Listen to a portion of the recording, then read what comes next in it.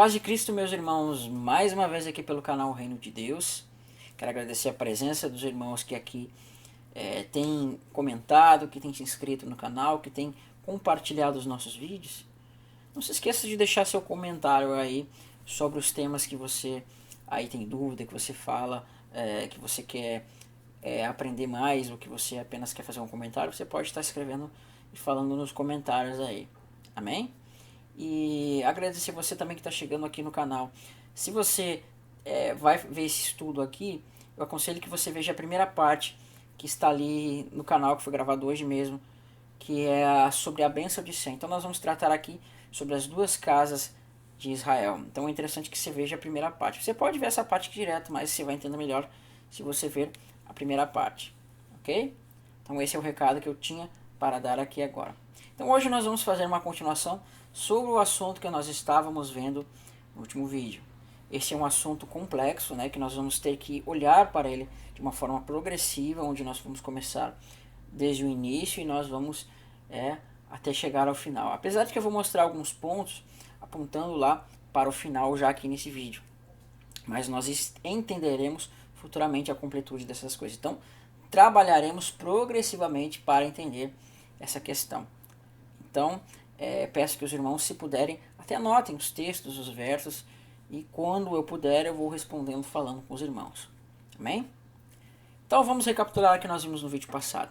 No vídeo passado, nós falamos de alguns pontos interessantes, e nós vimos que Sem, Cam e Jafé, eles têm elementos proféticos. Por quê? Porque Cam, Sem e Jafé são aquelas pessoas que são descendentes de Noé. E esses descendentes de Noé, eles vão formar a humanidade toda.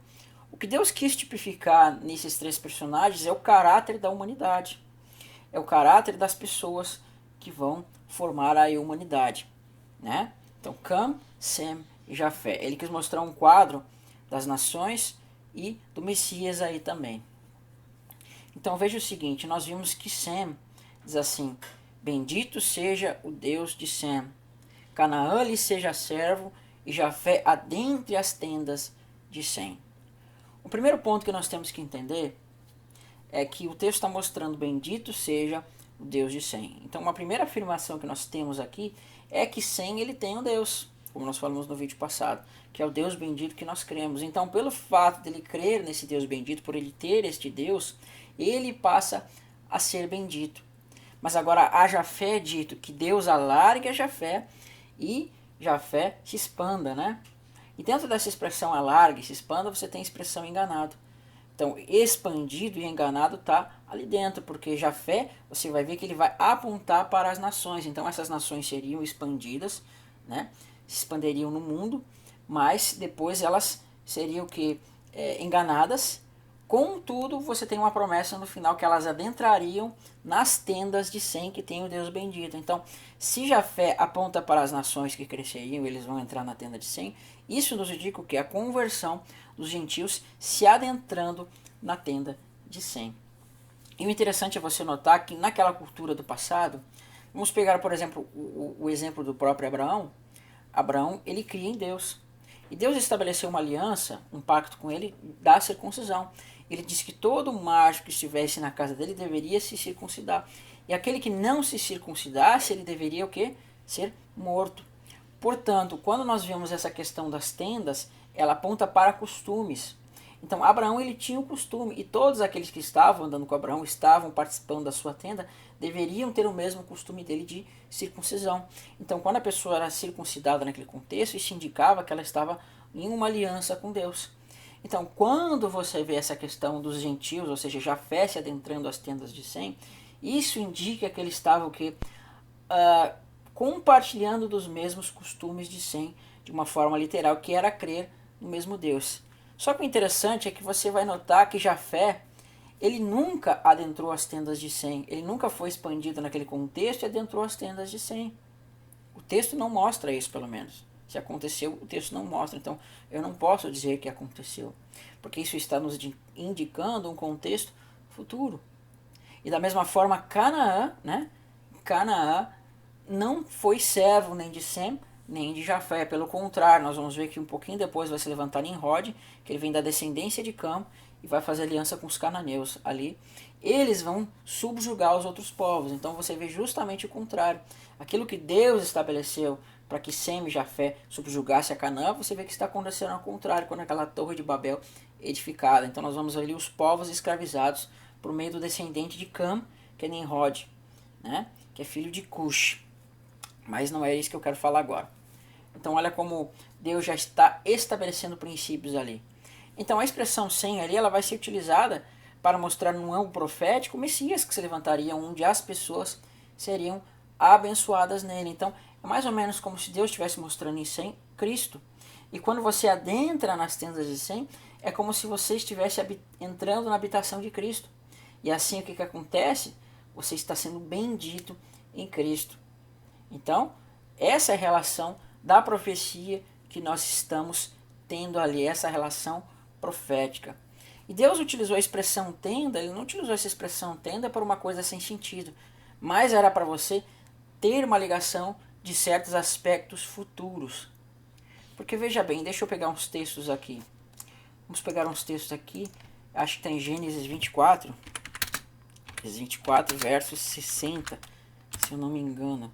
Vamos lá. Aqui. Vamos para o verso 63 de Gênesis capítulo 24. Preste atenção, uma relação com Cristo, tá? Então essa profecia ela está linkada com Gênesis capítulo 9, que fala da tenda de Sem. Aqui Deus vai mostrar a mesma relação tipificada já em Isaac, tá? Vai dizer assim, verso 62. Ora, Isaac, que era aquele que tinha quase sido sacrificado, mas em figuras ele foi sacrificado e ressuscitado ao terceiro dia. Foi quase sacrificado por Abraão, só não houve derramamento de sangue. Ora, Isaac vinha do caminho de Beer-Laroi, porque habitava no Negueb, que é de sul, né? E saíra Isaac a meditar, pode ser orar aqui também, né? Isso indica que ele tinha o que? Um Deus, que é o que nós cremos. No campo, e ao cair da tarde, erguendo os olhos, viu, e eis que viam camelos. Também Rebeca levantou os olhos e, vendo a Isaac, apeou o camelo. E perguntou ao servo, Eliezer, quem é aquele homem que vem pelo campo ao nosso encontro? E o meu senhor respondeu, é o meu senhor, respondeu Eliezer. Então tomou ela o véu e se cobriu. E o servo contou a Isaac todas as coisas que havia feito. Isaac conduziu Rebeca até a tenda de sua mãe. E tomou Rebeca, e esta lhe foi por mulher, e ela amou. Assim foi Isaac consolado depois da morte de sua mãe. Olha que tremenda revelação. Então nós vimos no vídeo passado que Sara seria mãe de multidão de nações, né? E aqui nós estamos vendo que Isaac introduziu a Rebeca na tenda de sua mãe. Você percebe isso? Então está apontando para essa questão da aliança eterna, porque nós vimos lá em Gálatas que Paulo nos explica que Sara, ela representa essa aliança eterna. Então nós estamos vendo que está tendo que um matrimônio de Isaac e de Rebeca dentro dessa tenda de Sem, que aponta para essa aliança eterna e aponta para Jerusalém do Alto, que é Sara, que é a nossa mãe. Então olha essa revelação que tremenda. Mas no mesmo modo nós estamos vendo que Isaac está introduzindo a Rebeca na sua tenda. Você percebe que essa tenda está apontando para o quê? Para bodas, para nós? Então, quando você vê lá em Gênesis capítulo 9, que fala assim, que Jafé adentre as tendas de Sem, você consegue ver a mesma relação com Rebeca adentrando as tendas de Sara e Isaac? É exatamente a mesma coisa. Então, do mesmo modo como Rebeca foi introduzida na tenda de Isaac e de Rebeca, nós vemos que Jafé, apontando para essas nações, foi introduzido na tenda de Sem. É exatamente a mesma coisa. É por isso que depois nas festas, nós vamos ter que o último ponto das festas vai estar apontado para quê? Para a festa dos tabernáculos, que nós chegaremos lá daqui um pouco mais. Amém? Então, olha essa relação de tenda. Está apontando, assim como Rebeca foi habitar na tenda de Sara, nós vimos que Jafé foi habitar nas tendas de Sem. Então, eles passaram a ter esse costume de Sem e Rebeca passou a ter os costumes de Isaac, crendo no mesmo Deus. Eu acho que essa relação das tendas ficou fácil de entender. Agora eu quero mostrar um ponto que vai apontar lá para Apocalipse, nesse mesmo sentido. Apocalipse verso 7, Apocalipse verso 7. Nós trataremos sobre esse assunto futuramente, mas eu quero mostrar a relação para os irmãos. No verso 9 vai dizer assim, de Apocalipse capítulo 7. Depois dessas coisas eu vi, eis que grande multidão, que ninguém podia enumerar, de todas as nações, tribos, povos e línguas, olha só, nações, tribos, povos e línguas, em pé diante do trono de Deus, diante do Cordeiro vestido de vestiduras brancas e com palmas nas mãos. Então, percebe o que está dizendo que eles estão com vestiduras brancas e com palmas nas mãos? Essas palmas não é bater palma, mas vamos pegar aqui no grego, deixa eu pegar aqui. Palmas aqui é folhas de palmeira, phoenix está no grego, né? São folhas de palmeiras, então gentios carregando folhas de palmeiras. Então você está vendo que esses gentios se adentrando na festa dos tabernáculos. Por quê? Porque era na festa dos tabernáculos que os homens tinham que pegar aquelas folhas de palmeiras e balançar elas para celebrarem essa festa, que nós falaremos futuramente. E vai dizer um pouquinho mais para frente, né? Sobre esses que estavam aqui. No verso 15. Vamos no verso 14. Respondi-lhe, meu senhor, tu o sabes.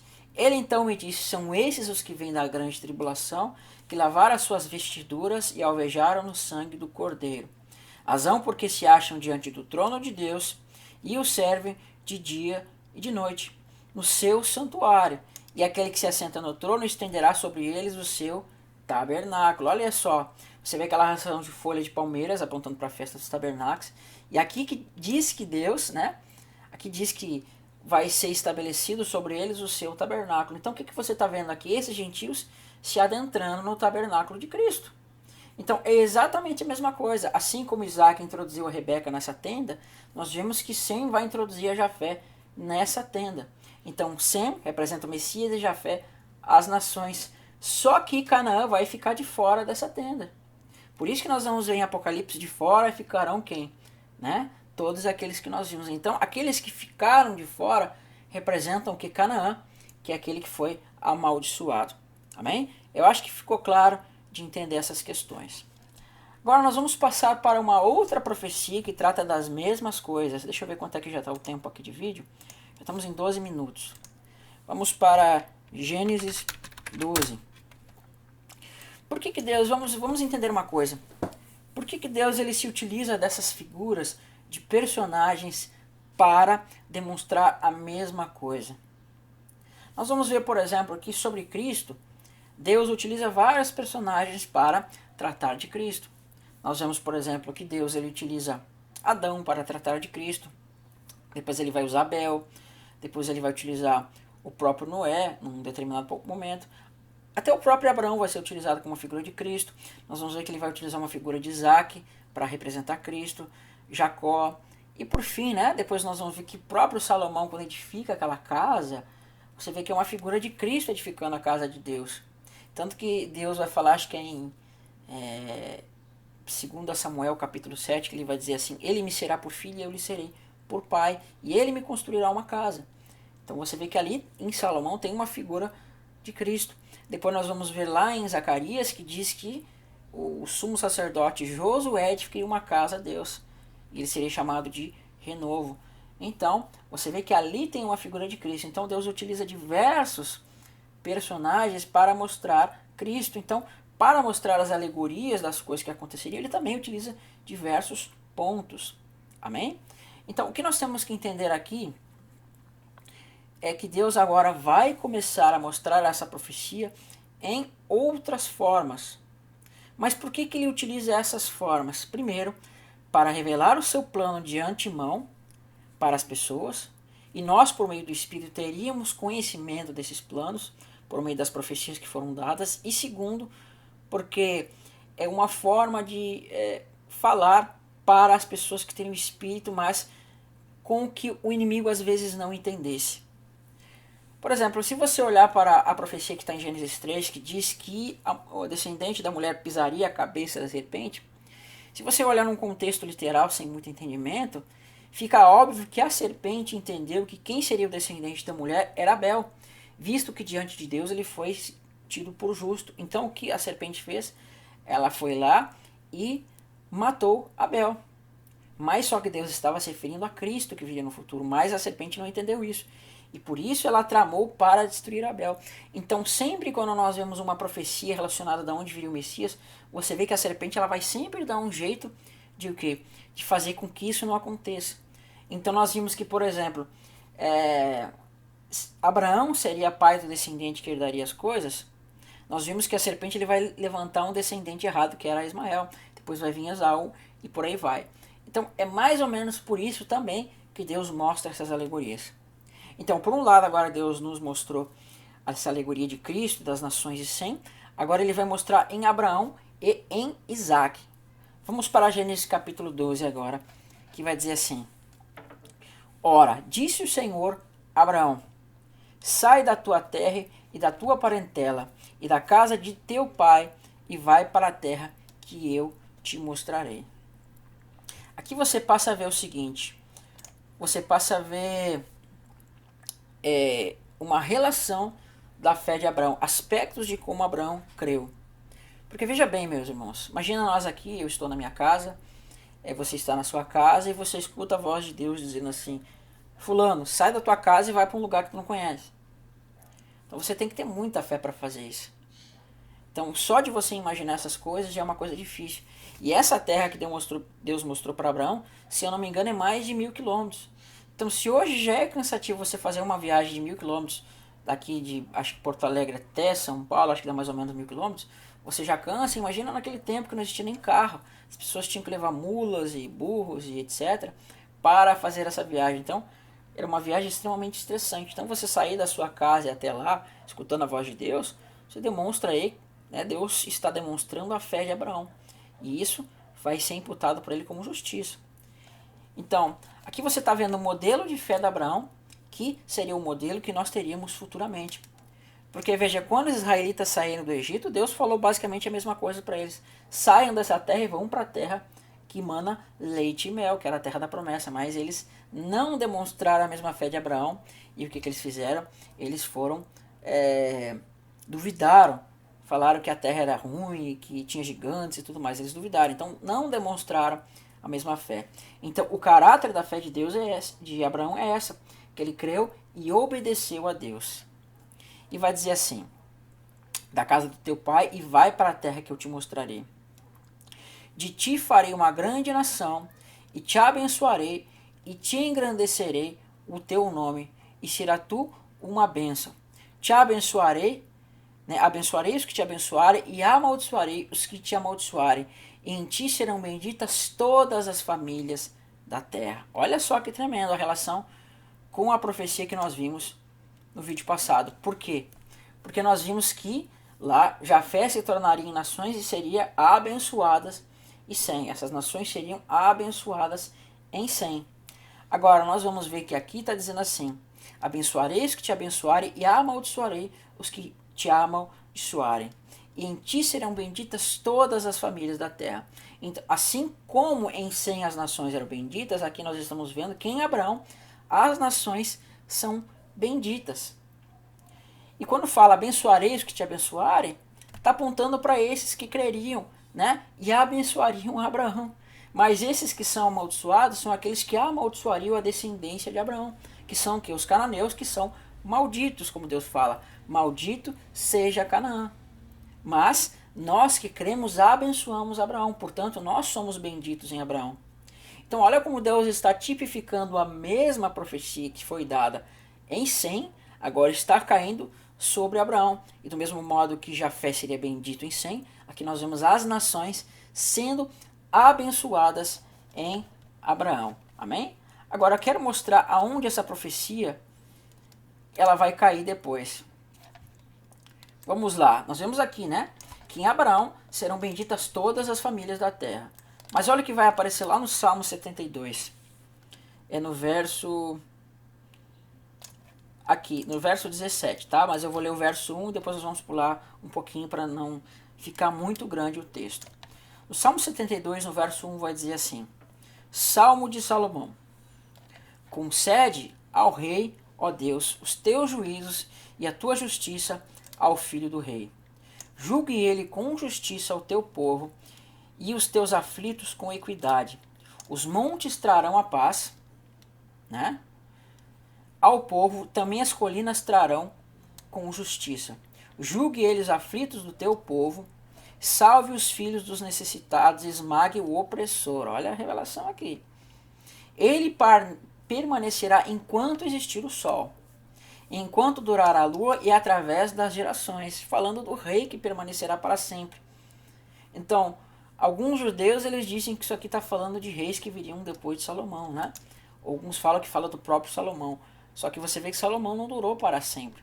Então, quando diz assim, ele permanecerá enquanto existir o sol, enquanto durar a lua e através das gerações, então você vê que é um rei imortal. Óbvio que está falando do Messias aqui, tá? Seja ele como a chuva que desce sobre a campina ceifada e como os aguaceiros que regam a terra. Floresça em seus dias o justo e haja abundância de paz até que cesse de haver a lua. Domine ele de mar a mar e desde o rio até os confins da terra.